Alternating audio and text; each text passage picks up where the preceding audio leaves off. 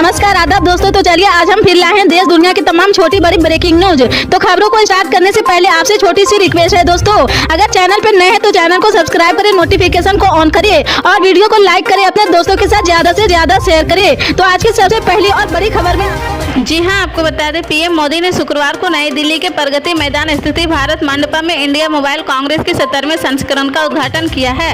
प्रधानमंत्री को प्रमुख दूरसंचार कंपनियों के प्रतिनिधियों के साथ बातचीत करते देखा गया है। रिलायंस जियो इन्फोकॉम लिमिटेड के चेयरमैन आकाश अंबानी भी प्रधानमंत्री के साथ थे और उन्होंने दूरसंचार के क्षेत्र में अपने कंपनी द्वारा किए जा रहे कार्यों के बारे में प्रधानमंत्री को बताया है। इस दौरान पीएम मोदी ने कार्यक्रम में बोलते हुए कहा कि मुझे उम्मीद है कि भारत 6G तकनीक में पूरी दुनिया का नेतृत्व करेगा। दिल्ली में इंडिया मोबाइल कांग्रेस में बोलते हुए पीएम मोदी ने कहा कि हम न केवल देश में 5G का विस्तार कर रहे बल्कि 6G तकनीक के क्षेत्र में अग्रणी बनने की दिशा में आगे बढ़ रहे हैं। हर कोई जानता है कि 2G के दौरान क्या हुआ था। यूपीए सरकार के दौरान, हमारी सरकार के दौरान 4G का विस्तार हुआ है, लेकिन हम पर कोई दाग नहीं लगा है। मुझे विश्वास है कि भारत 6G तकनीक में दुनिया का नेतृत्व करेगा।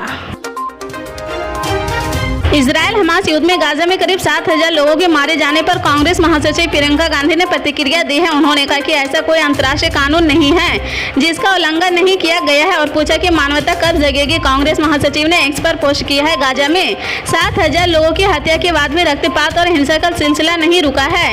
इन 7,000 लोगों में से 3,000 मासूम बच्चे थे। उन्होंने जोर देकर कहा कि ऐसा कोई अंतर्राष्ट्रीय कानून नहीं है जिसका उल्लंघन नहीं किया गया हो। उन्होंने कहा कि ऐसा कोई गरिमा नहीं है जिसका उल्लंघन नहीं किया गया हो, ऐसा कोई नियम नहीं है जिसका उल्लंघन नहीं किया गया हो। प्रियंका गांधी ने पूछा कि इंसानियत कब जगेगी।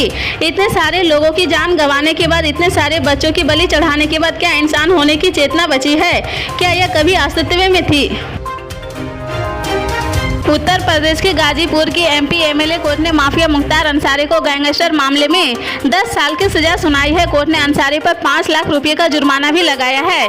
एमपी एमएलए कोर्ट ने गुरुवार को गैंगस्टर के मामले में मुख्तार अंसारी को दोषी करार दिया है। मुख्तार के भाई और बीएसपी सांसद अफजाल अंसारी को 4 साल की सजा सुनाई गई है। उस पर 1 लाख का जुर्माना भी लगाया गया है।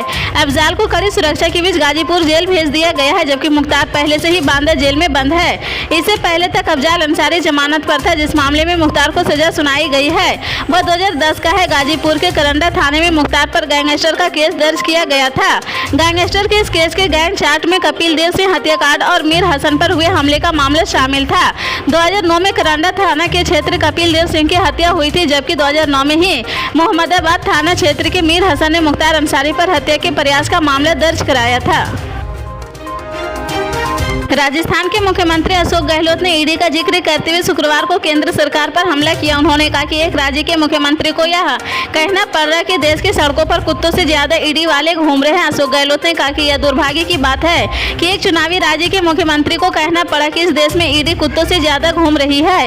इससे बड़ा दुर्भाग्य किसी देश के लिए क्या होगा। मुझे गुस्सा आता है कि कांग्रेस ने 76 साल से जिस देश को एक रखा है, इंदिरा गांधी और राजीव गांधी भी शहीद हो गए हैं। उन्होंने आगे कहा कि बांग्लादेश बना दिया है, पाकिस्तान के 2 टुकड़े कर दिए हैं। ये लोग आज इंदिरा गांधी का नाम तक नहीं लेते जिन्होंने देश के लिए त्याग किया है। आप इतिहास से उनका नाम हटा रहे हो, लेकिन ऐसा नहीं होगा। अक्टूबर माह लगभग समाप्त होने को है। सिर्फ 3 दिन बाद साल का सबसे ज्यादा त्योहारों वाला माह यानी नवंबर शुरू होने वाला है। नवंबर में बैंक छुट्टियों की भरमार होती है, इसलिए बैंक संबंधी किसी भी काम का प्लान करने से पहले छुट्टियों की लिस्ट देखना बहुत जरूरी है, अन्यथा काम फंस सकता है। आपको बता दें कि आजकल ज्यादातर बैंक के काम ऑनलाइन यानी मोबाइल के माध्यम से हो जाते हैं, लेकिन आज भी कई ऐसे काम है जिन्हें बिना बैंक जाए संपन्न नहीं किया जा सकता है। इसलिए यहाँ पूरे नवम्बर माह की हॉलीडे सूची जारी की जा रही है। आपको बता दें कि सनातन धर्म के सबसे बड़े दोनों त्योहारों दिवाली और छठ पूजा इसी माह में पड़ते हैं, इसलिए नवंबर माह को सबसे ज्यादा छुट्टियों वाला माह माना जाता है। इन्हीं छुट्टियों में दिवाली, गोवर्धन पूजा आदि त्योहारों की छुट्टी शामिल है। साथ ही शनिवार और रविवार के अवकाश को भी इस लिस्ट में शामिल किया गया है। संत नगर थाना क्षेत्र अंतर्गत ददरी बांध के पास यात्रियों से भरी बस पलट गई है। हादसे में पिता पुत्र, महिला व बस चालक समेत 5 यात्रियों की मौत हो गई है। इस दुर्घटना में 26 यात्री घायल हो गए हैं। सभी यात्री बस से हालिया जा रहे थे। मौके पर पहुंची पुलिस ने घायलों को उपचार के लिए तत्काल सामुदायिक स्वास्थ्य केंद्र लालगंज पहुंचाया है। शिवराज लिखी बस मिर्जापुर से हालिया के कुसियारा तक जाती है।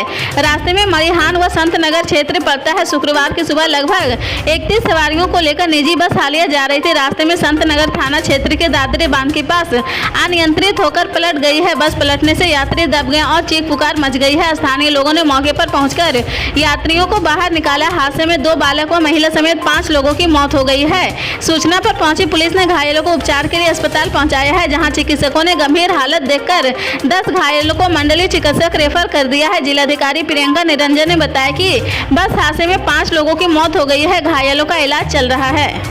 इसी तरह के पल पल के अपडेट जानने के लिए जुड़े रहे हमारे स्टार न्यूज के साथ। मिलते हैं अगले